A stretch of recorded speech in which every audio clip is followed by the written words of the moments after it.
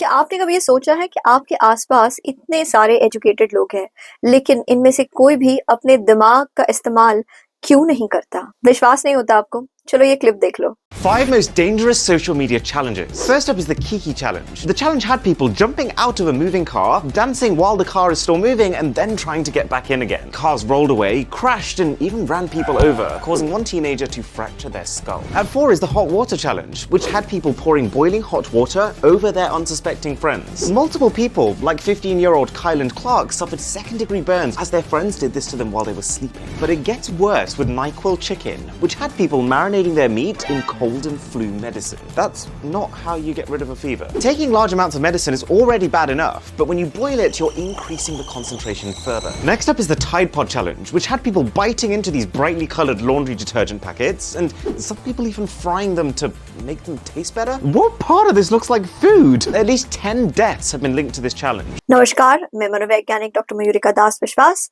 इस वीडियो के एंड तक आपको पता लग जाएगा कि लोग अपने दिमाग का कितना परसेंटेज इस्तेमाल हर रोज की जिंदगी में करते हैं और आप अपने दिमाग को ज्यादा इस्तेमाल कैसे कर सकते हैं। वीडियो को आखिर तक देखिए। स्वागत है आपका योर सर्वाइवल मॉडल में। समाज में एक चीज बहुत ज्यादा प्रचलित है। लोग एक दूसरे से कहते हैं कि तुम अपने दिमाग का इस्तेमाल नहीं करते। ऐसी बहुत सारी महान किताबें लिखी गई हैं जिसमें यह कहा गया है कि आम इंसान अपने दिमाग का सिर्फ 10% यूज करते हैं। कौन सी किताबें? डेल कार्नेजी ने इस बात को कहा है how to win friends and influence people में। यूरी गैलर ने इसे अपने किताब माइंड पावर में लिखा है। इनफैक्ट हाल ही के समय में एक फिल्म आई थी लूसी, जिसमें ये दिखाया गया था कि किस तरीके से लोग अपने दिमाग का बस एक छोटा परसेंटेज इस्तेमाल करते हैं, लेकिन अगर वो बहुत ज्यादा इस्तेमाल करने लगे तो वो किस तरीके के बहुत सारे असंभव काम करने लग सकते हैं। एक इंसान जैसे कि भगवान जैसा बन जाएगा। लेकिन क्या ये सच है? क्या अपने ब्रेन को आप यूज नहीं करते? पेट स्कैन्स और एमआरआई स्कैन्स की अगर माने तो इंसान अपने ब्रेन को और अपने ब्रेन के ज्यादातर हिस्से को हमेशा इस्तेमाल करते रहता है। इनफैक्ट जब हम सोते हैं तब भी हमारा ब्रेन एक्टिव होता है। तो जितने भी लोग आपको कह रहे हैं कि आप अपने ब्रेन को यूज नहीं करते, उन्हें कहो चल झूठा। आप कोई राइट ब्रेन इंसान या लेफ्ट ब्रेन इंसान नहीं है। आप बहुत सारे कामों के लिए अपने ब्रेन के राइट हेमिस्फीयर और लेफ्ट हेमिस्फीयर दोनों का इस्तेमाल करते हैं। इनफैक्ट हमारी जिंदगी में जितने भी काम होते हैं उसमें ज्यादातर हमारे ब्रेन का ज्यादातर टिश्यू, कहीं ना कोई हिस्सा जरूर इस्तेमाल किया जाता है। तो आपको ये बात बार बार क्यों कही जा रही है कि आप अपने ब्रेन को यूज नहीं करते? क्या है इसके पीछे? क्यों किया जा रहा है ये स्कैम आपके साथ?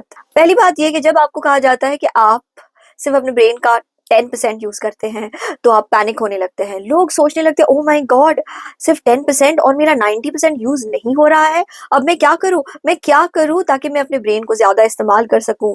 और तब सामने वाला जिसने आपको कहा है कि आप अपने ब्रेन को यूज नहीं करते, वो आपके सामने ले आता है अपना वो मैजिकल प्रोडक्ट, वो जादुई प्रोडक्ट जिसे इस्तेमाल करके आप स्मार्ट बन जाएंगे।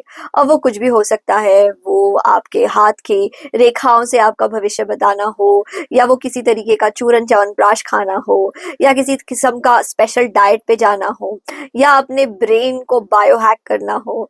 कोई भी चीज हो सकती है।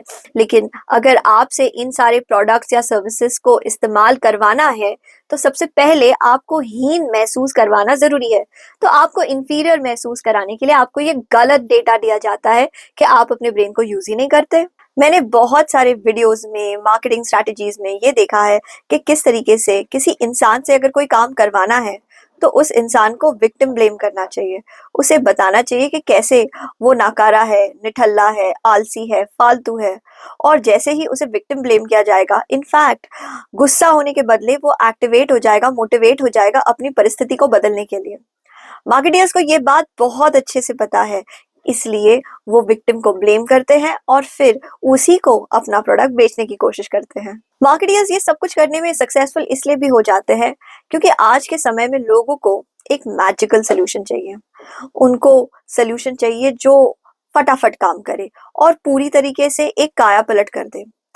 वो चाहते हैं कि वो रातों रात सबसे ज्यादा अमीर, सबसे ज्यादा खूबसूरत, सबसे ज्यादा सक्सेसफुल, सबसे ज्यादा पावरफुल बन जाए, ऐसे पोजीशन पे पहुंच जाए जहां पे सब उनकी तारीफ कर रहे हो और पूरी की पूरी दुनिया उन्हें फॉलो करने लगे। आप देखेंगे कि आज के समय में भी सोशल मीडिया पे ऐसे लोगों को ज्यादा महत्व दिया जाता है जो रातों रात सक्सेसफुल हो गए। अब ये जरूरी नहीं है कि ये सक्सेस टिकी के नहीं टिकी, लेकिन अगर कोई रातों रात सक्सेसफुल हो गया एक फिल्म करने के बाद, एक गाना गाने के बाद, एक स्टैंड अप कॉमेडी करने के बाद, तो उस इंसान को बिल्कुल सर पे चढ़ा लिया जाता है।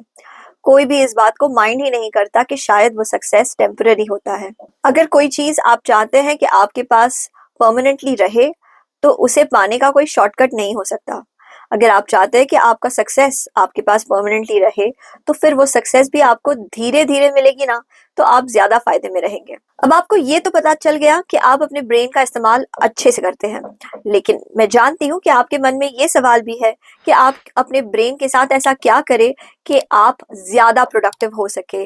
आप अपने ब्रेन के साथ ऐसा क्या करें आप कॉम्प्लेक्स से कॉम्प्लेक्स सवालों को सुलझा सके, समस्याओं को खत्म कर सके। तो ये है मेरा 4 स्टेप सोल्यूशन अपने ब्रेन पावर को बढ़ाने का।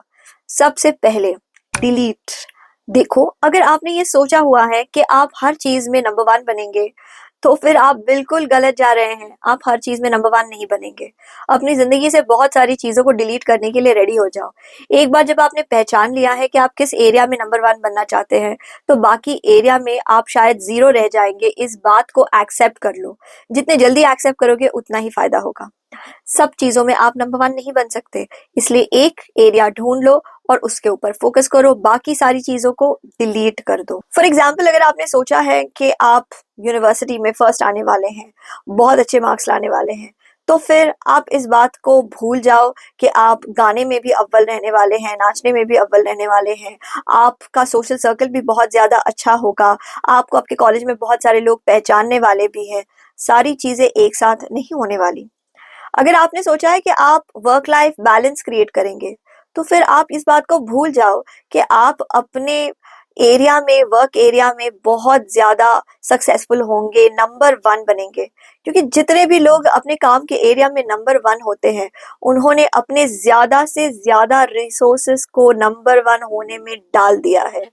उन्होंने ये समझ लिया है कि अगर वो अपने रिसोर्सेज अपनी फैमिली को देंगे, तो फिर अपने काम को देने के लिए टाइम, एनर्जी, पैसा, ध्यान सब कम हो जाएगा। इसलिए वो फैमिली को कम इम्पोर्टेंस देते हैं, पूरा का पूरा इम्पोर्टेंस अपने काम को देते हैं, और तब जाके वो अपने काम में लेजेंडरी बन पाते हैं। तो अगर वर्क लाइफ बैलेंस आपके लिए इम्पोर्टेंट है, तो मान लो कि कहीं पे आप नंबर 1 तो नहीं होंगे, लेकिन शायद टॉप 10 में तो हो ही सकते हैं, और उससे भी खुश ही होना चाहिए इंसान को। अगली स्ट्रैटेजी है खूब ज्यादा प्रैक्टिस करना। प्रैक्टिस जिस भी आप काम में करते रहते हैं, आप धीरे धीरे उसमें बेहतर होते रहते हैं। प्रॉब्लम ये हो जाती है कि लोग प्रैक्टिस करते हैं लेकिन अपने स्टार्टिंग पॉइंट को भूल जाते हैं। उन्हें बस यही याद रहता है कि मेरा अभी का परफॉर्मेंस अच्छा नहीं है। लेकिन अगर आप अपने स्टार्टिंग पॉइंट को नोट डाउन करके रखेंगे और फिर हर पड़ाव को आप नोट डाउन करते रहेंगे कि आप किस तरीके से आगे बढ़ रहे हैं, तो आप देख पाएंगे कि आपका प्रैक्टिस आपके काम आ रहा है। ये देखकर आपको बहुत एनकरेजमेंट महसूस होगा कि आपको प्रैक्टिस को जारी रखना चाहिए। फॉर एग्जाम्पल, अगर आप चेस में महारत हासिल करना चाहते हैं, तो आपको अपना स्टार्टिंग पॉइंट नोट करना चाहिए कि आपने चेस कौन सी तारीख को खेलना सीखा। फिर उसके बाद शुरुआत में आप कितने मैचेस जीत पाते थे 10 में से, फिर धीरे धीरे से 10 में से आप कितने मैचेस जीतने लगे, फिर धीरे धीरे क्या आप किसी क्लब लेवल पे खेल रहे हैं, डिस्ट्रिक्ट लेवल पे खेल रहे हैं, नेशनल लेवल पे खेल रहे हैं, किस तरीके से आपने अपने स्टैंडर्ड को बढ़ाया है, किस तरीके से एक के बाद एक ग्रैंड मास्टर्स को आपने हराया है, क्या आप कॉम्प्लेक्स से कॉम्प्लेक्स कंप्यूटर प्रोग्राम्स के साथ खेल के जीत पा रहे हैं। सो इस तरीके से अगर आप अपने प्रैक्टिस को नोट डाउन करेंगे, आपको बहुत काम आएगा। तीसरी चीज है, प्रैक्टिस तो करो मगर एक गुरु होना बहुत ज्यादा जरूरी है। अगर आप अर्जुन बनना चाहते हैं, तो जिंदगी में गुरु द्रोण का होना बहुत ज्यादा जरूरी है। लेकिन एक ही गुरु सारी जिंदगी के लिए काफी नहीं होते, तो समय के साथ अपना गुरु बदलना बहुत ज्यादा जरूरी है। जैसे अर्जुन ने समय के साथ अपना गुरु बदल दिया।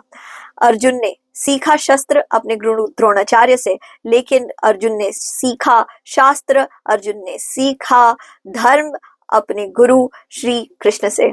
तो याद रखना, समय समय पर अपने गुरु को अपग्रेड कीजिए, क्योंकि महावीर बनने के लिए गुरु द्रोण की जरूरत पड़ती है, लेकिन महाभारत जीतने के लिए भगवान कृष्ण की जरूरत पड़ती है।